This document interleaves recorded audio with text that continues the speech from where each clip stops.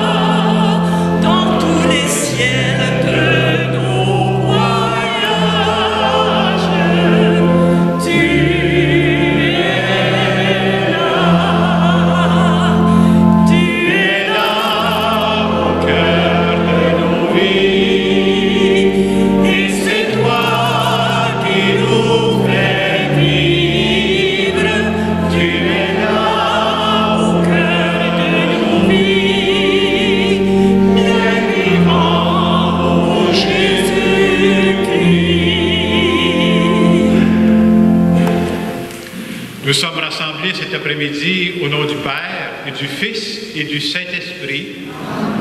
Le Seigneur soit avec vous. Bonjour. Bienvenue à cette célébration. On peut être plusieurs en fin de semaine, contrairement à la fin de semaine passée. Et on prend le temps de vivre l'Eucharistie, prier ensemble.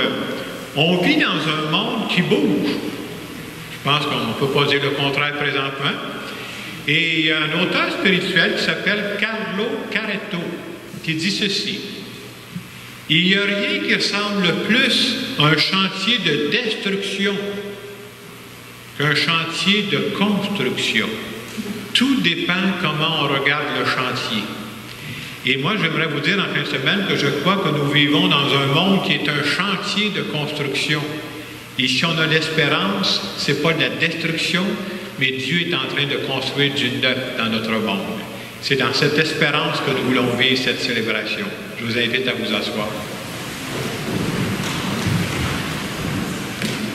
Au tout début de notre célébration, on veut prendre la peine de se rappeler que nous croyons qu'on n'est pas tout seul dans cette Église, que Dieu est avec nous et que Dieu veut nous parler cet après-midi. Prenons un moment pour nous mettre en sa présence.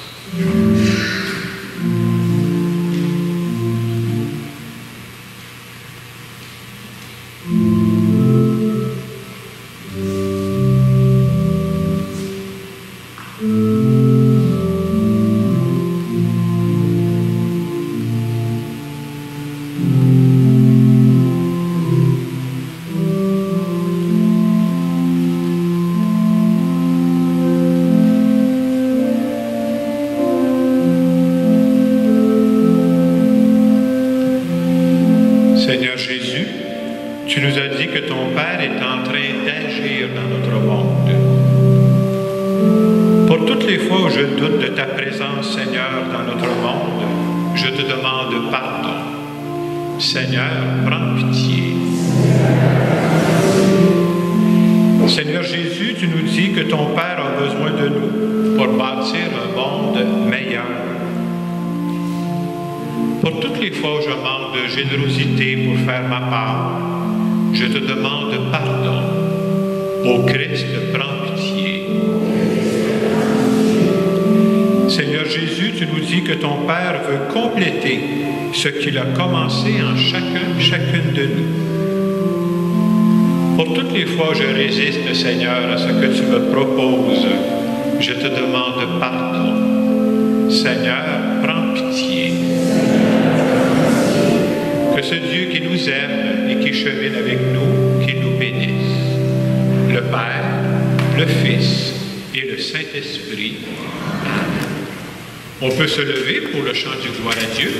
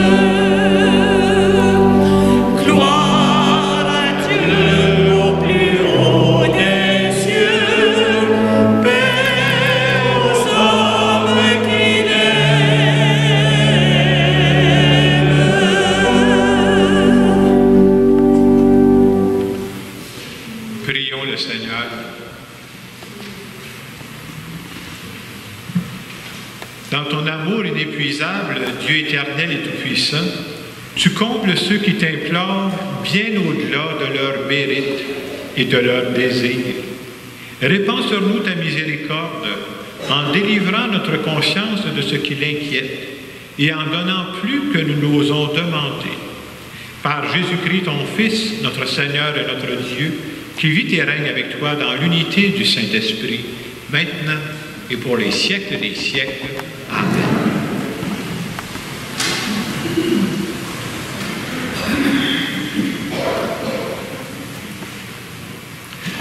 Lecture du livre du prophète Isaïe. Je veux chanter pour mon ami le chant du bien-aimé à sa vigne. Mon ami avait une vigne sur un coteau fertile. Il en retourna la terre, en retira les pierres pour y mettre un plan de qualité. Au milieu, il bâtit une tour de garde et creusa aussi un pressoir. Il en attendait de beaux raisins, mais elle en donna de mauvais. Et maintenant, habitants de Jérusalem, hommes de Juda, soyez donc juges entre moi et ma vigne. Pouvais-je faire pour ma vigne plus que je n'ai fait? J'attendais de beaux raisins. Pourquoi en a-t-elle donné de mauvais? Eh bien, je vais vous apprendre ce que je ferai de ma vigne. Enlever sa clôture pour qu'elle soit dévorée par les animaux, ouvrir une brèche dans son mur pour qu'elle soit piétinée. J'en ferai une pente désolée. Elle ne sera ni taillée, ni sarclée. Il y poussera des épines et des ronces. J'interdirai aux nuages d'y faire tomber la pluie. La vigne du Seigneur de l'univers, c'est la maison d'Israël. Le plan qu'il chérissait, ce sont les hommes de Juda. Il en attendait le droit, et voici le crime. Il en attendait la justice, et voici les cris. Parole du Seigneur. La vigne du Seigneur de l'univers, c'est la maison d'Israël. La vigne que tu as prise à l'Égypte, tu la replantes en chassant des nations. Elle étendait ses sarments jusqu'à la mer et ses rejets jusqu'au fleuve. La vigne du Seigneur de l'univers, c'est la maison d'Israël. Pourquoi as-tu percé sa clôture? Tous les passants y gravirent en chemin.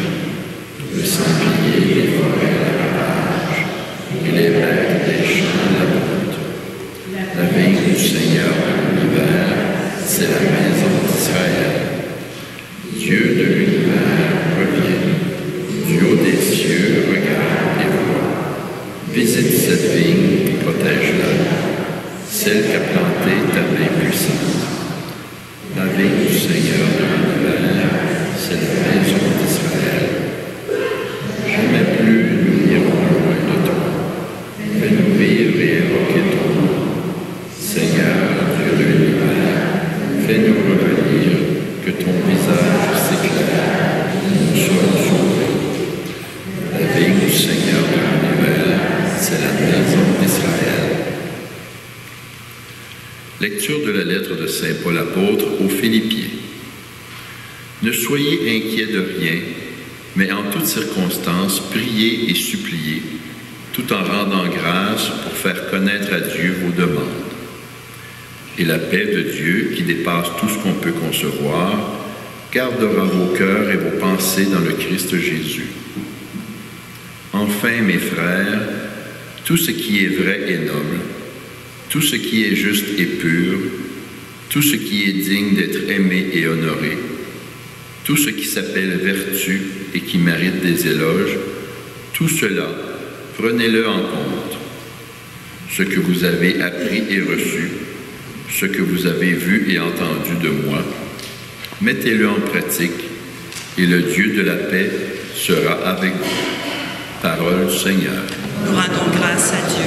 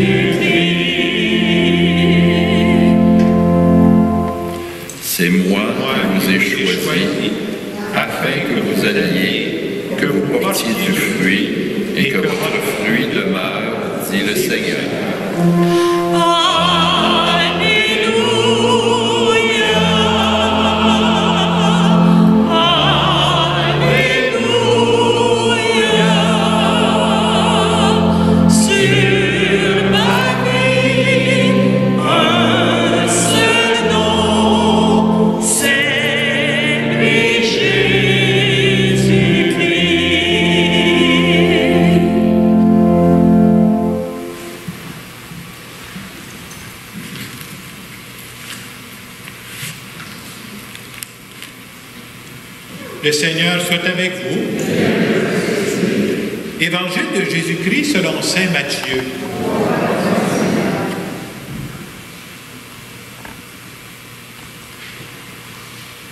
En ce temps-là, Jésus disait aux grands prêtres et aux anciens du peuple, « Écoute cette parabole. Un homme était propriétaire d'un domaine. Il planta une vigne, l'entoura d'une clôture, il creusa un pressoir et bâtit une tour de garde.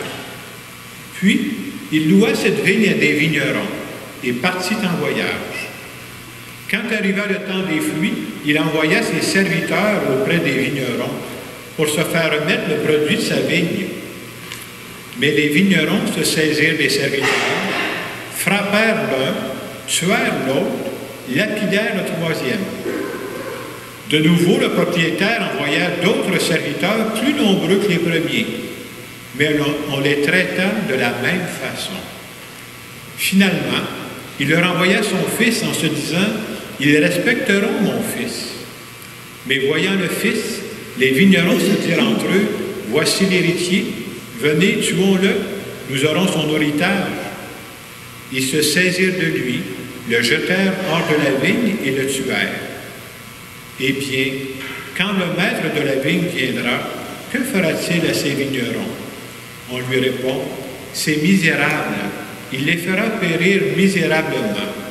Il louera la vigne à d'autres vignerons qui lui en remettront le produit en temps voulu. Jésus leur dit, n'avez-vous jamais lu dans les Écritures, la pierre qu'ont rejetée les bâtisseurs est devenue la pierre d'angle.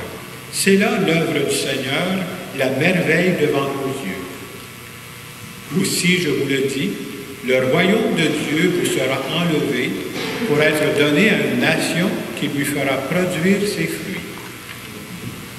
Acclamons la parole de Dieu.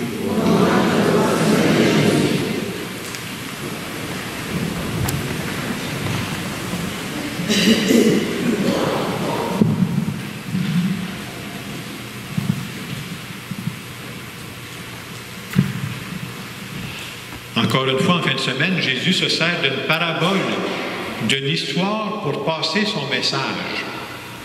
Alors, je résume un peu la parabole. On nous parle d'un propriétaire qui avait une grande vigne. Et ce qu'il fait, c'est qu'il engage des ouvriers pour aller travailler à sa vigne. Mais dans la parabole, on nous dit que les ouvriers ne sont pas bien accueillis. On va les frapper, on va même en tuer. Et après avoir envoyé plusieurs ouvriers comme ça, le propriétaire décide d'envoyer son fils. Alors, il envoie son fils, puis ils vont le tuer. Ils vont y faire les dur, ils vont finir par le tuer. Mais pourquoi Jésus compte ça? C'est parce qu'il s'adresse aux grands prêtres, puis il veut les faire réfléchir un peu. Et les ouvriers, c'est symbolique, hein? Les ouvriers que le propriétaire envoyait à la vigne, on veut rappeler que Dieu, tout au cours de l'histoire, a envoyé dans son peuple des prophètes. Pourquoi Dieu envoyait des prophètes à chaque étape de l'histoire? Pour prendre soin de son peuple, pour protéger son peuple. Et ensuite, Dieu a envoyé son propre fils. Nous autres, on comprend que c'est Jésus qui a envoyé. Et comment ils l'ont traité, les grands prêtres? Ils l'ont traité de la même façon. Ils ont fait la vie dure. Ils ont fini par le tuer. Mais à travers toute cette parabole où on parle d'un propriétaire puis de sa vigne, on veut nous montrer comment le propriétaire il prend soin de sa vigne. On donne même des détails. On va dire, c'est lui qui a planté la vigne. On va dire qu'il l'a entourée d'une clôture pour la protéger. Il a même bâti une tour de garde. C'est une façon de nous passer le message de dire que Dieu prend soin de sa vigne. Ça veut dire quoi pour nous autres? Dieu prend soin du monde dans lequel on vit présentement. Et pour être plus précis encore, Dieu prend soin de chacune d'entre nous. Et si Dieu pouvait parler avec des mots d'aujourd'hui plutôt qu'avec cette parabole, qu'est-ce qu'il dirait? Il dirait à chacune d'entre nous, je me suis occupé de toi depuis que tu étais au monde. Tu n'étais même pas au monde. Tu étais dans le sein de ta mère. Je veillais sur toi. Puis après ça, j'ai veillé sur toi pendant toute ton éducation. Toi, tu ne pensais pas à tout ça, là. Je m'occupais de toi. Je t'ai accompagné dans tous tes projets. Tout ce que tu as fait quand tu étais jeune, quand tu es devenu adulte, je t'ai toujours accompagné là-dedans. Puis à chaque fois que tu as connu une réussite dans ta vie, là, peut-être tu l'as oublié, mais j'étais à côté de toi. Je t'ai même fait le cadeau de la foi. Puis je t'ai même donné une famille spirituelle, une église pour t'appuyer. Donc, tu vois que j'ai veillé sur toi pendant toutes ces années-là. Et à travers cette parabole, qu'est-ce qu'il est en train de nous dire? J'ai encore besoin de toi. J'ai besoin de toi pour travailler à ma vie. Autrement dit, j'ai besoin de toi pour bâtir un monde meilleur, le monde dans lequel tu vis présentement. est-ce que je peux compter sur toi? Pour moi, c'est ça le vrai message de cette parabole cet après-midi. Et j'ai pensé vous donner des exemples de personnes qui, à leur façon, parce qu'il y a bien des façons de travailler un monde meilleur, là. Des personnes qui ont fait ça au cours des derniers mois, à travers tout ce qu'on a vécu, hein, depuis, ça fait déjà quelques mois qu'on est dans le COVID, là. Le premier exemple qui m'est venu, je vous ai parlé de lui il y a quelques mois, mais dans une autre circonstance complète. Il s'appelle Luc Duvernay-Tardif. C'est un joueur de football. Je vous dis, je ne suis pas beaucoup le football, mais lui, il m'a frappé. C'est un gars du Québec. Vous savez, ses parents demeurent, ils ont une boulangerie à Mont-Saint-Hilaire. C'est pour ça que je connais bien la place, là. Lui, au mois de janvier-février, il a gagné le Super Bowl. Hey, il n'y a pas beaucoup de Québécois qui ont gagné ça dans sa vie, hein. Et les joueurs de football, ils gagnent à peu près le même salaire que vous. C'est-à-dire une couple de millions par année, hein, 4-5 millions, ça doit être la même chose que vous avez, vous autres aussi. Alors, c'est un job quand même qui a bien de l'allure. Hein. Vous savez ce qui est arrivé à Luc Duvernay-Tardif? Donc, il a gagné le Super Bowl, après ça, la saison arrête. Et qu'est-ce qui est arrivé à partir de la mi-mars? Il est arrivé la COVID. Et vous savez que ce joueur de football-là, il a une formation de médecin. Et au mois de mai, qu'est-ce qu'il a choisi de faire? Lui qui gagne des millions, là, il a choisi d'aller travailler dans les CHSLD. Et il dit que quand il est allé là, il a été touché complètement. Il dit, j'ai été formé en médecine, mais ce que j'ai vu là, ça m'a touché profondément.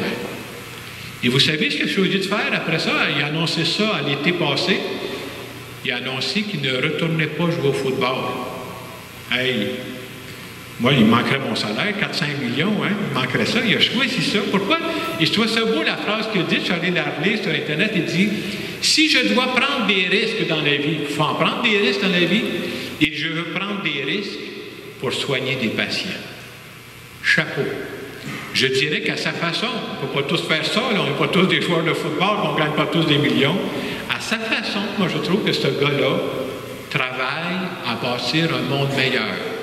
Et pour ça, je dis tantôt, c'est un monde en destruction dans lequel on est, ou un monde en construction? Et j'aime penser que c'est un monde en construction. Je vous donne d'autres choses beaucoup plus proches de nous. Depuis qu'on a commencé la COVID, là, surtout au début, quand on était confinés, il y a des personnes qui ont commencé à faire ce que j'appelle une genre de chaîne téléphonique. Ils s'appellent pas parce qu'ils ont besoin de quelque chose, là. Pourquoi ils appellent l'autre? Simplement pour prendre de ses nouvelles. Entre autres, on pense à des personnes qui vivent seules, pour briser la solitude, pour briser l'isolement. Ce sont des tout petits gestes. Mais pour moi, ce sont des petits gestes qui montrent que ces gens-là sont en train de travailler à un monde meilleur. C'est ça l'affaire. L'autre exemple que j'ai pensé, vous savez, quand on a commencé avec la COVID-19, ils nous disaient de rester enfermés chez nous, on ne pouvait pas trop bouger. Et après un bout de temps, ça fait quand même un certain temps avant que ça bouge, ils ont commencé à nous parler qu'il faudrait peut-être se mettre des masques. C'était pas vrai au début, je ne sais pas si vous vous souvenez de ça. Puis quand on a entendu parler de ça, de se mettre des masques, nous autres, on a un organisme dans l'Église vivante qui s'appelle Mission Soutien, c'est-à-dire c'est des gens qui travaillent, entre autres, ils font pour les femmes qui perdent leurs cheveux, là, ils faisaient des bonnets. Puis on s'est communiqué, puis on s'est dit, hey, on a des machines à coudre, on a du tissu, puis il y avait le Doudou Réconfort qui était prêt à nous passer du tissu aussi. On va se mettre ensemble, on va faire des masques. Mais ils ont fait plus de 2000 masques. Et on donnait ça à la sortie des presbytères, vous allez voir ça, il y avait des files d'attente sur des rues, là. C'est un tout petit geste. Mais je dirais qu'à notre façon, on a contribué à bâtir un monde meilleur. Alors cet après-midi, quand on nous parle de la parabole d'aller travailler à la vigne, nous autres, c'est pas la vigne, là. Qu'est-ce que ça veut dire? La parabole est en train de nous dire que nous vivons dans un monde qui est en construction. Il n'est pas fini, ce monde-là. Là. Puis ça dépend de nous. Là. C'est à nous de bâtir ce monde-là. Et Dieu ne nous demande pas de bâtir un monde parfait. Le ciel n'est pas arrivé. Là. Je ne veux pas vous décourager, c'est plus tard. Nous autres, on est sur la planète Terre. Mais Dieu nous demande de bâtir un monde meilleur. Il faudrait, parce que je suis passé sur la planète, que le monde soit meilleur. Puis il n'y a pas juste notre monde qui est un chantier de construction. La parabole veut nous dire que nous autres aussi, on est un chantier de construction. Puis on croit qu'un jour, Dieu va finir la job. Ce que vous voyez là, ça va être bien plus beau dans quelques années. laisser la chance à Dieu de travailler. Dieu va compléter chacune de nos vies. Alors, j'ai pensé en fin de semaine, pour se rappeler qu'on est des personnes en construction, c'est pour ça qu'on a des limites, c'est pas décourageant. La construction n'est pas finie. Et nous faisons partie d'un monde en construction. Je me suis dit, il faudrait qu'on se trouve un signe pour se rappeler ça. Et j'ai pensé que cette semaine, on pourrait tous s'habiller de la même façon. On pourrait mettre ce beau chandail-là. Alors, si les gens nous voient avec ce chandail-là, ils vont dire, hey, ça, c'est des gens qui sont en construction, là. La job n'est pas finie. Et ce que ça veut dire, c'est ceci. Est-ce que nous sommes des personnes parfaites? Ah non. C'est-tu décourageant? Ah non. Pourquoi? Nous sommes en construction. C'est pas fini. On vit dans notre monde, on écoute les nouvelles. Est-ce que toutes les nouvelles sont belles? Ah non. Est-ce que c'est décourageant? Non, non, non, non. Nous vivons dans un monde en construction. On fait partie d'une église. Est-ce que l'église dont on fait partie est parfaite? Ah non. Est-ce que c'est décourageant? Non, non, non. Notre Église est en construction. Et le vrai message que Dieu nous demande en fin de semaine, c'est de dire, toi, là, est-ce que tu acceptes de travailler dans mon grand champ de construction? Est-ce que tu acceptes de faire ta part, de mettre du temps, de mettre de tes talents? Peut-être que tu vas faire juste un petit geste, là, mais chaque petit geste qu'on fait, ça contribue, c'est utile à bâtir un monde meilleur. Et quand on pense à ça, on dirait qu'on se décourage moins. Je le disais tantôt, Carlo Caretto disait, il n'y a rien qui ressemble plus à un chantier de destruction qu'un chantier de construction. Et c'est quoi d'avoir l'espérance? C'est de croire que je suis dans un monde en construction et non pas en destruction. Dieu est en train de travailler ce monde-là. C'est ça notre foi. Et c'est important de se redire. Puis quand vous écouterez les nouvelles cette semaine, puis il annonce des mauvaises nouvelles, vous dites, oui, c'est vrai qu'il y a ça, mais il y a autre chose. Il y a autre chose qui est en train de se passer dans notre monde. J'ai assez parlé, ce serait le temps que j'arrête. Alors j'aimerais faire une petite prière en notre nom à tous.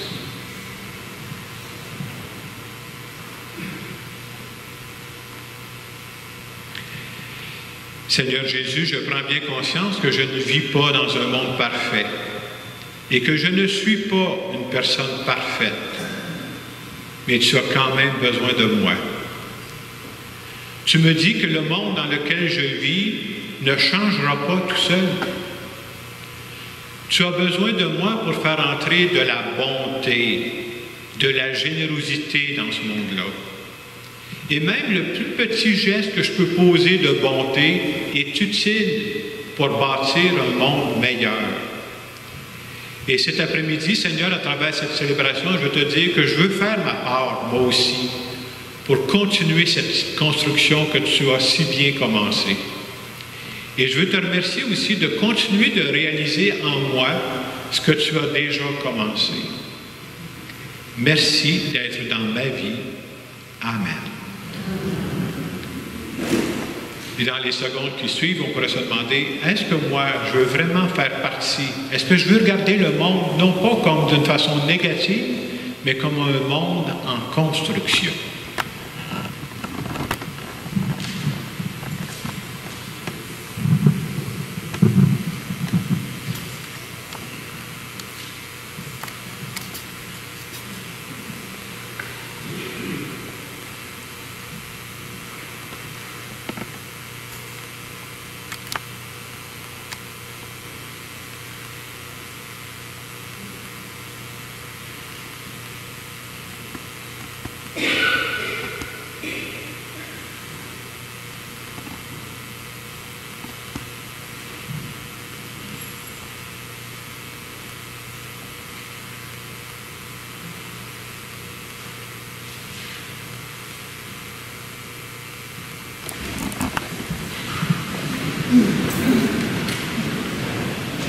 Cet après-midi, nous voulons dire ensemble que nous croyons que Dieu veut passer par nous pour faire avancer ce monde-là.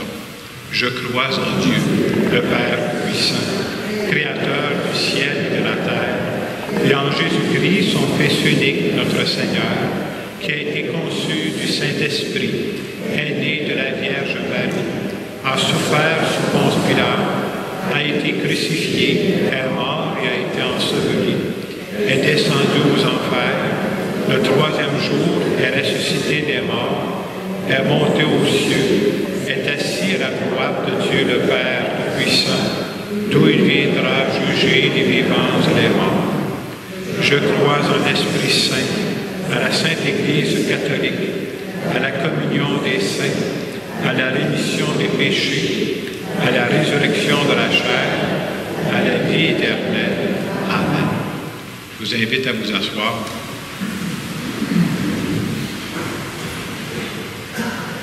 Je veux présenter en notre nom à tous ces intentions de prière à Dieu. Seigneur, nous voulons te prier pour tous les couples qui ont eu un bébé dernièrement et qui commencent à bâtir une vie de famille. Seigneur, nous te prions. Nous voulons te prier aussi, Seigneur, pour toutes les personnes qui vivent des difficultés financières parce que leur commerce est fermé.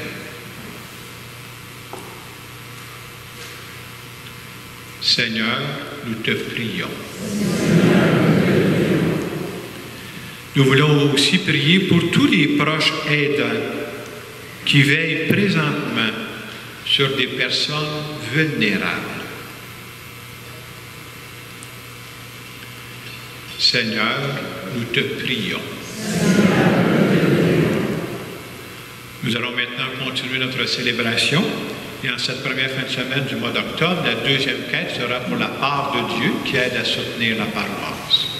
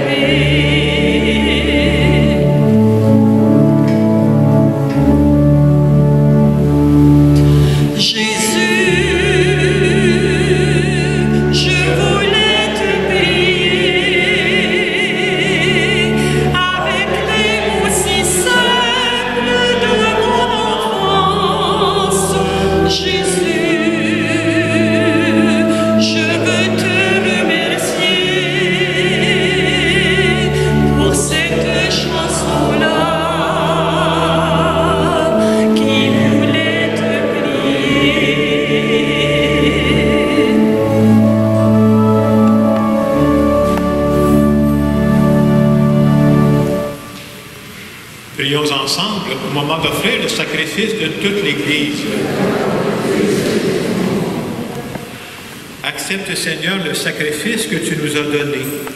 Dans les mystères que nous célébrons pour te rendre grâce, sanctifie les humains que tu as sauvés par ton Fils, lui qui règne avec toi pour les siècles des siècles. La suite se trouve à la page 17 dans les prions.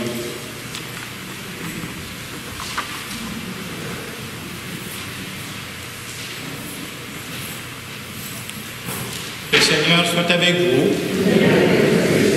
Élevons notre cœur. Rendons grâce au Seigneur notre Dieu. Oui, Père très bon, c'est une fête pour nous. Notre cœur est plein de reconnaissance. Avec Jésus, nous te disons notre joie. Tu nous aimes tellement que tu inventes pour nous ce monde immense et beau. Tu nous aimes tellement que tu nous donnes ton Fils Jésus pour nous conduire à toi. Tu nous aimes tellement que tu nous rassembles en lui comme les enfants d'une même famille. Pour tant d'amour, nous voulons te rendre grâce et chanter notre merci avec les anges et les saints qui t'adorent dans les cieux.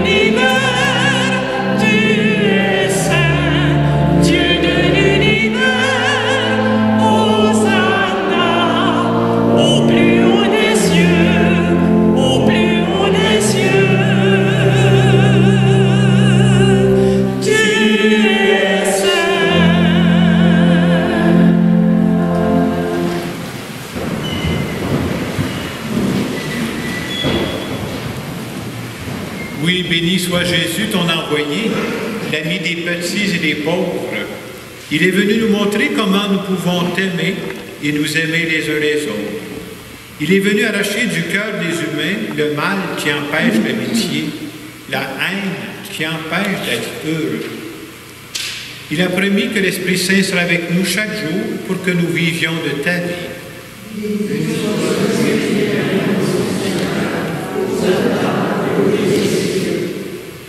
Dieu notre Père, nous te prions d'envoyer ton Esprit pour que ce pain et ce vin deviennent le corps et le sang de Jésus, notre Seigneur. La veille de sa mort, il nous a prouvé ton amour. Il était à table avec ses disciples. Il prit un morceau de pain. Il dit une prière pour te bénir et te rendre grâce. Il partagea le pain et le donna aux disciples en leur disant « Prenez et mangez-en tous. Ceci est mon corps livré pour vous. »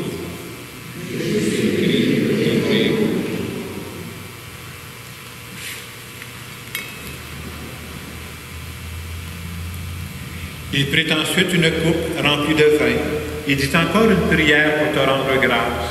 Il fit passer la coupe à chacun en leur disant « Prenez et buvez-en tous, car ceci est la coupe de mon sang, le sang de l'alliance nouvelle et éternelle, qui sera versé pour vous et pour la multitude en rémission des péchés. »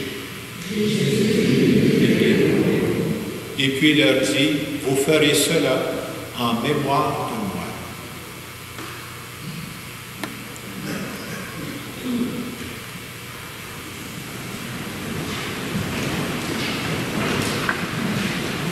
Nous rappelons ici, Père très bon, la mort et la résurrection de Jésus, le Sauveur du monde. Il s'est donné lui-même entre nos mains pour être maintenant notre offrande et nous attirer vers toi.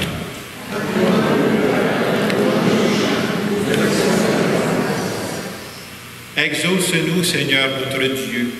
Donne ton esprit d'amour à ceux qui partagent ce repas, qu'ils soient de plus en plus unis dans ton Église avec le pape François, notre évêque Christian, les autres évêques et tous ceux qui travaillent pour ton peuple. N'oublie pas les personnes que nous aimons et celles que nous n'aimons pas assez. Souviens-toi aussi des gens qui sont décédés. Et aujourd'hui, nous voulons prier en particulier aux intentions de Fabiola Girard, pour les membres des familles Blackburn et Paquette, et pour André Lapierre. Accueille tous nos défunts avec amour dans ta maison. Rassemble-nous un jour près de toi avec la Vierge Marie, la Mère du Christ et notre Mère, pour la grande fête du ciel dans ton royaume. Alors tous les amis de Jésus, le Christ notre Seigneur, pourront te dire sans fin. Par lui, avec lui et en lui, à toi tout le Père puissant, l'unité du Saint-Esprit, tout honneur et toute gloire, pour les siècles des siècles. En fin de semaine, on se dit que c'est beaucoup plus agréable de regarder notre monde comme un chantier de construction qu'un chantier de destruction. Oui, il y a des choses qui changent. Oui, il y a des choses qui disparaissent. Mais on a la foi que Dieu est en train de travailler notre monde. Notre Père qui es aux cieux, que ton nom soit sanctifié, que ton règne vienne, que ta volonté soit faite sur la terre comme au ciel. Donne-nous aujourd'hui notre pain de ce jour.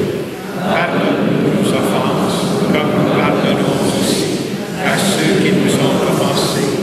Et ne nous laisse pas entrer en tentation, mais délivre-nous du mal. Délivre-nous de tout mal, Seigneur, et donne la paix à notre temps. Par ta miséricorde, libère-nous du péché. Rassure-nous devant les épreuves. En cette vie, nous espérons le bonheur que tu promets et l'avènement de Jésus-Christ, notre Sauveur.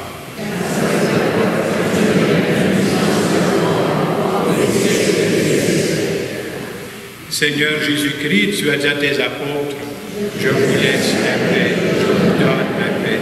Ne regarde pas le péché, mais la foi de ton Église, pour que ta volonté s'accomplisse.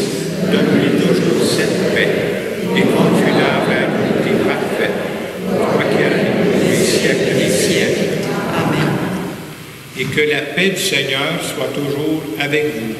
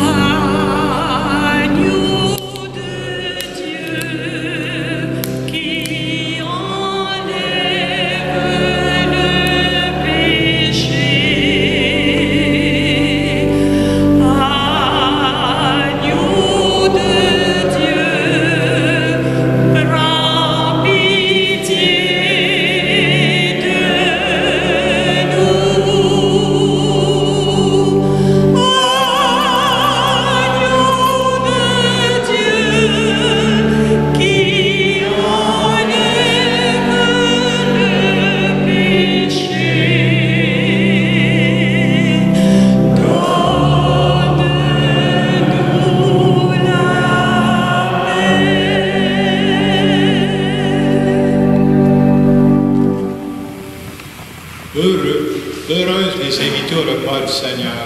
Voici l'agneau de Dieu qui enlève le péché du monde. Seigneur, je ne suis pas digne que ce soit, mais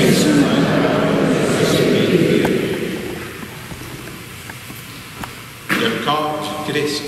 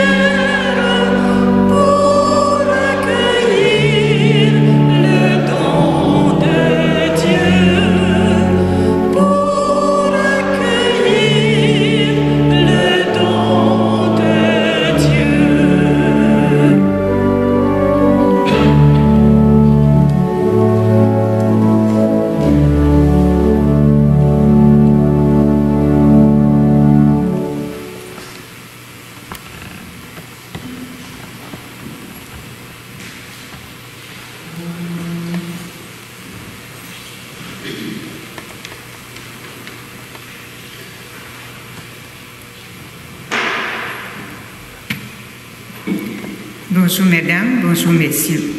Cette semaine, on fait appel à des besoins particuliers dans notre communauté.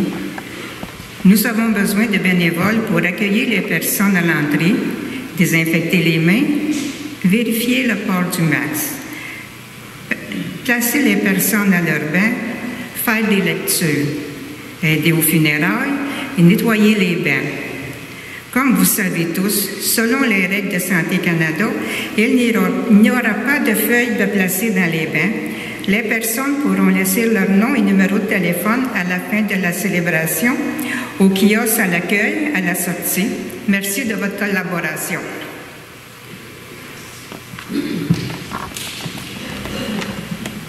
Merci pour les personnes qui veulent nous aider. Vous voyez qu'on a besoin toujours de plusieurs personnes à l'accueil. Ça permet de faire une rotation d'une semaine à l'autre quand vous êtes disponible.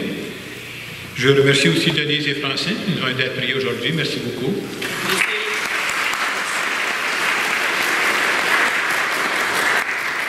Je remercie aussi des gens. Ça prend, à l'accueil, ça prend des gens à l'ordinateur, ça prend des gens à la caméra.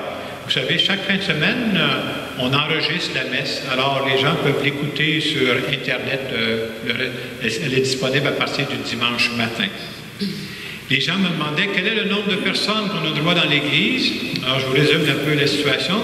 Nous sommes ici, dans la ville de Saint-Hyacinthe, dans ce qu'on appelle une zone orange. Et le gouvernement nous a placés maintenant dans la même catégorie que les salles de spectacle. On était dans les bars avant de changer de catégorie.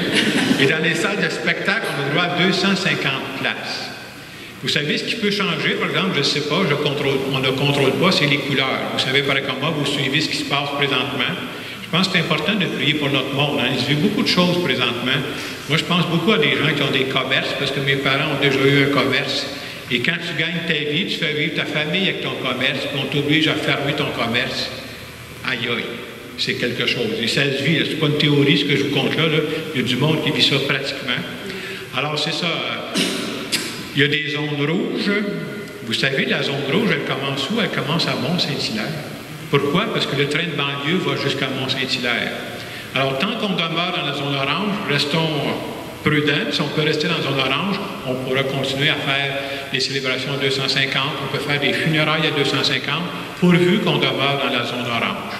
Si jamais il y a des changements, le seul moyen qu'on a pour vous le communiquer, on essaie de mettre sur Facebook ou sur le site de l'Église vivante pour vous indiquer s'il y a un changement, on va essayer de vous l'indiquer, mais on ne le sait pas plus longtemps d'avance que vous. Là. Moi, je l'apprends avec la télévision en même temps que vous. Alors, pour le moment, on est chanceux, on peut vivre ces célébrations-là. Alors, je vous invite à vous lever pour la dernière prière.